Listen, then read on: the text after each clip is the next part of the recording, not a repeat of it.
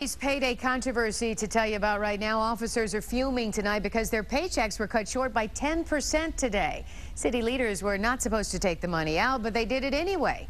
It's part of an ongoing court battle over cuts and longer shifts. 7 Action News reporter Julie Bonovich lays out what's happening and how it's affecting the officers and their families.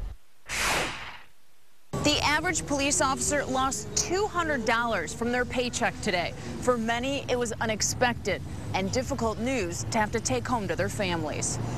Our officers are devastated. We cannot afford a 10% pay cut in our wages. Kim Johnson, a police officer and executive board member for the Detroit Police Officers Association, says the cuts go deep. Food off of our tables, making, life just that much more difficult for us. A starting salary for a Detroit police officer, just over $30,000. Johnson says many of them average around $50,000. Mayor Dave Bing imposed the pay cuts to chip away at the city's deficit, even though City Council rejected the idea. The union filed a restraining order on August 16th to temporarily stop the cuts, and a judge signed it. Well, we're expecting Judge McDonald to deal with whatever excuse the city has for violating this temporary restraining order. They willfully violated the order, and we believe that the city shouldn't be above the laws. A spokesperson from the city tells 7 Action News that police officers should not have been surprised to lose that money today.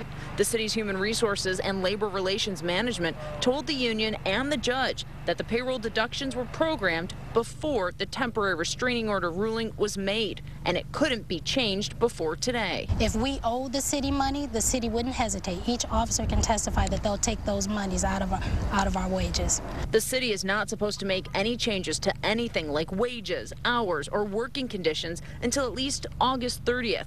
That's the next time both sides are before a judge. The mayor's spokeswoman says since the city is appealing this restraining order, nobody can tell us when or if that money will be returned to police officers.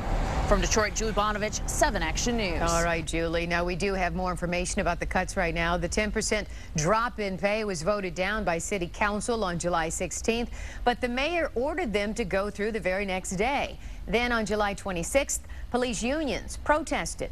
On August 16th, a judge put a temporary stop to the pay cuts and prevented shifts from going from 8 to 12 hours. The case heads back to court next Thursday, August 30th.